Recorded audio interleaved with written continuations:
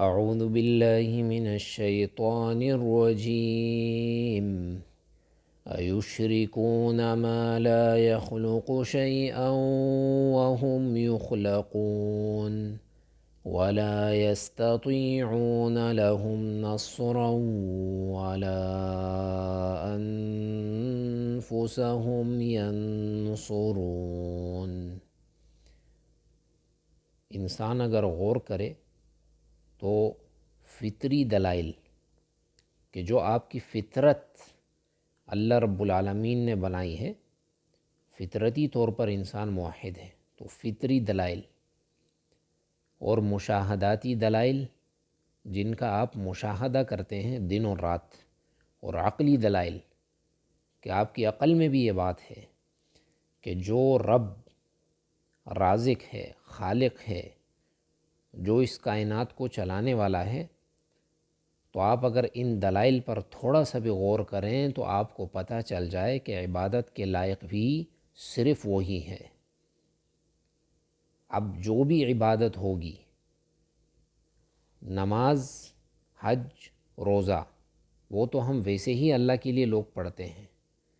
نماز اللہ کے لیے پڑھتے ہیں، حج اللہ کے لیے کرتے ہیں، روزہ اللہ کے لیے رکھتے ہیں، زکوٰۃ بھی اللہ کے لیے دیتے ہیں۔ لیکن بعض ایسی چیزیں ہیں کہ یا تو اکثر لوگوں کو یہ مغالطہ ہے کہ یہ چیز عبادت میں سے نہیں ہے، جیسا کہ دعا، تو وہ غیر اللہ سے وہ کرتے ہیں، وسیلہ بولتے ہیں، ہم تو وسیلہ ہی تو پیش کر رہے ہیں، ان سے تھوڑی نہ مانگ رہے ہیں، ہم نے صرف وسیلہ پیش کیا ہے۔ تو یہ کام جو ہے شرک ہے۔ ایشرکون، کیا یہ شرک کر رہے ہیں اللہ رب العالمین کے ساتھ؟ اس کو شریک ٹھہرا رہے ہیں جو نہ ان کی مدد کر سکتا ہے اور نہ ہی وہ خود اپنی مدد کر سکتے ہیں۔ آپ صلی اللہ علیہ وسلم نے یہ ندا لگائی اس آیت کے نازل ہونے کے بعد کہ وَأَنذِرْ عَشِيرَتَكَ الْأَقْرَبِينَ، اے نبی اپنے گھر سے شروع کیجئے دعوت کا کام، اپنے قرابت داروں کو ڈراوا سنائیے۔ تو آپ صلی اللہ علیہ وسلم نے سب سے پہلے اپنے قرابت داروں کو ڈرایا کہ اللہ کے عذاب سے ڈر جاؤ، ایمان لے آؤ۔ اپنی لخت جگر سے آپ نے فرمایا، جو کہ جنت کی سیدۃ نساء العالمین، عالم کی جو عورتیں ہیں ان کی وہ سردار ہیں، فاطمہ رضی اللہ تعالیٰ عنہ۔ آپ صلی اللہ علیہ وسلم نے ان سے کہا کہ یا فاطمہ بنت محمد سلینی من مالی ما شئتی، میرے مال میں سے جو مانگنا ہے آج مانگ لو، فإنی لا اغنی عنک من اللہ شیئا، اللہ کے ہاں میں تمہیں کوئی فائدہ نہیں دے سکوں گا۔ تم میری بیٹی ہو لیکن کام تمہارا نیک عمل یہ تمہارے کام آئے گا۔ میں نبی ہوں، میرا نبی ہونا تمہیں آخرت میں کوئی فائدہ نہیں دے گا۔ تو اگر صرف اس حدیث پر ہی غور کر لیں تو آپ کو پتہ چل جائے کہ وہ لوگ جو اپنے آپ کو سید کہتے ہیں کہ ہم تو نبی کے نسب والے ہیں، ہم تو اہل بیت میں سے، اہل بیت میں ہونا آپ کو کوئی فائدہ نہیں دے گا۔ ابو طالب کو فائدہ دیا، ابو لہب کو فائدہ دیا، جہنم میں ڈالے جائیں گے۔ نبی کے گھر والوں میں سے ہیں لیکن جہنم میں جلایا جائے گا۔ کیوں؟ کیونکہ ان کا عمل ٹھیک نہیں تھا۔ اسی طرح اس امت میں بھی اہل بیت اگر وہ بدعتی ہوں گے یا ان کا عمل ٹھیک نہیں ہوگا تو آپ صلی اللہ علیہ وسلم کے ساتھ رشتہ داری ان کو کوئی فائدہ نہیں دے گی۔ تو اس مغالطے میں مبتلا نہیں ہونا چاہیے کہ یہ اہل بیت ہیں، ان کو آگ نہیں چھوئے گی نہیں، جہنم کے گہرے گڑھے میں ڈال دیا جائے گا اگر عمل درست نہیں ہوگا۔ ان اکرمکم عند اللہ اتقاکم، تمہارے میں باعزت انسان جس کی اللہ رب العالمین جنت میں اکرام کرے گا اللہ پاک، وہ ہے جو متقی ہے۔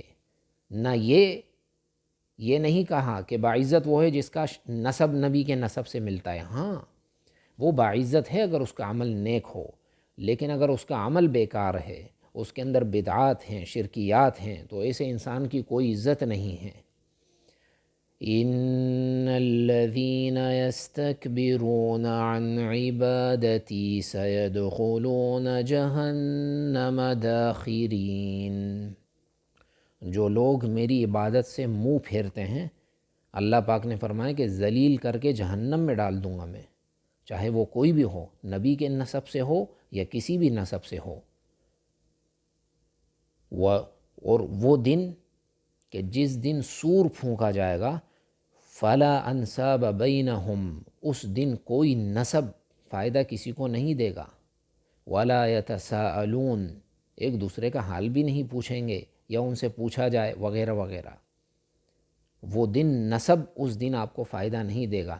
یہ تو دنیا کے اندر جو ہے آپ کے لیے یہ نسب وغیرہ یہ بنا دیا گیا ہے، یہ اس لیے کہ لتعارفو، کہ تم ایک دوسرے کو جانو پہچانو کہ یہ فلانے قبیلے کا ہے، یہ فلانے قبیلے کا ہے، یہ جو کالے ہیں یہ افریقہ کے ہیں، یہ جو گورے ہیں یہ انگریز کے ہیں، یہ فلانے جو برابر رنگ کے ہیں یہ ایشیا وغیرہ کے ہیں۔ یہ تو اس لیے کہ تم ایک دوسرے کو پہچانو۔ اب تم ایک دوسرے پہ فخر شروع کر دو، یہ تو جاہلیت کا کام ہے، اور یہ شیطان تمہیں دھوکے میں ڈال رہا ہے کہ تم نسب پر فخر کر رہے ہو، بلکہ متقی انسان، آپ صلی اللہ علیہ وسلم نے فرمایا کہ جب تمہارے پاس دیندار انسان آ جائے فزوجوہ، اس کو رشتہ دے دو، رشتہ لینے آیا ہے، نسب و سب کو نہیں دیکھو۔ کیوں؟ اگر تم یہ کام نہیں کرو گے تو زمین کے اندر فتنہ و فساد برپا ہوگا، تو یہ بات جان لینی چاہیے۔ دوسرا مسئلہ اس آیت میں یہ ہے کہ اللہ پاک نے فرمایا کہ وَأَنذِرْ عَشِيرَتَكَ الْأَقْرَبِينَ، اے نبی اپنے قرابت داروں کو ڈراؤ۔ وہ لوگ سوچیں جو باہر تو نیک بن کے گھومتے ہیں، لوگوں کو دین کی طرف بلاتے ہیں، لوگوں کو قرآن کی آیات سناتے ہیں، احادیث سناتے ہیں، لیکن اپنے گھر کے اندر وہ تبلیغ نہیں کرتے، اپنے گھر کے اندر وہ حدیث پڑھ کر نہیں سناتے، اپنے گھر والوں کا تزکیہ نہیں کرتے، یہ انسان نبی کے طریقے پر نہیں ہے دعوت دینے میں۔ آپ صلی اللہ علیہ وسلم کا طریقہ یہ تھا کہ جب تک آپ کو علی الاعلان حکم نہیں ہوا تھا تب تک تو آپ نہیں کرتے تھے، لیکن جب اعلان ہوا کہ وَأَنذِرْ عَشِيرَتَكَ الْأَقْرَبِينَ، اپنے قرابت داروں کو اے نبی ڈراؤ، تو سب سے پہلے جو آپ نے شروعات کی اپنے گھر سے شروع کیا دعوت کا کام۔ تو آپ اپنے پہلے گھر کو جو ہے آپ بدلو گے، اپنے گھر کے اندر تبدیلی لاؤ گے۔ جب گھر کے اندر اسلام لاگو ہوگا تو اس کے بعد آپ باہر دعوت دینا شروع کرو گے۔ یہ نہیں کہ گھر کو چھوڑا ہوا ہے اور باہر جو ہے میں لوگوں کو جو ہے دین کی طرف بلانا چاہ رہا ہوں، ملک کے اندر اسلام لاگو کرنا چاہ رہا ہوں، اپنے گھر کے اندر تو پہلے لاگو کرو۔ آپ کے گھر کے اندر کتنی مخالفات ہو رہی ہیں، ٹی وی لگا ہوا ہے اور اس پر جو ہے وہ بے حیا عورتیں وہ آ رہی ہیں، آپ بھی دیکھ رہے ہو، آپ کی اولاد بھی دیکھ رہی ہے۔ انسان کچھ تو حیا کرے، آپ اپنے گھر کے مسئول ہوں، آپ سے اس کا سوال ہوگا۔ تو ہمارے نبی صلی اللہ علیہ وسلم نے اپنے گھر سے اس دعوت کا کام شروع کیا۔ تبارک الذی نزل الفرقان علی عبدہ، وہ بڑی بابرکت ذات ہے جس نے اس فرقان کو اپنے بندے پر نازل کیا ہے۔ نور نہیں ہے، یہ بندہ ہے، یہ بندہ ہے، جس طرح تم ہو اسی طرح یہ ہے، لیکن اس پر رسالت نازل ہوئی ہے، اس بندے پر صلی اللہ علیہ وسلم۔ اچھا، یہ رسالت کیوں نازل ہوئی ہے؟ فرمایا لیکون للعالمین نذیرا، تمام عالم کے لیے یہ جو ہے ڈراوا سنانے والا نبی ہے۔ توحید قبول کر لو، صرف اللہ کی عبادت کرو، میں تمہارے لیے ڈرانے والا بنا کر بھیجا گیا ہوں، مان لو بات، نہیں تو کل افسوس کرو گے۔ تو آپ صلی اللہ علیہ وسلم کا یہ کام تھا، اور یہ کام آپ نے کیا، اپنے گھر سے شروع کیا، پھر اپنے قوم قبیلے کو بتایا، پھر یہ دعوت پھیلتی گئی، پوری دنیا میں پھیل گئی، کیونکہ اس کے اندر اخلاص تھا۔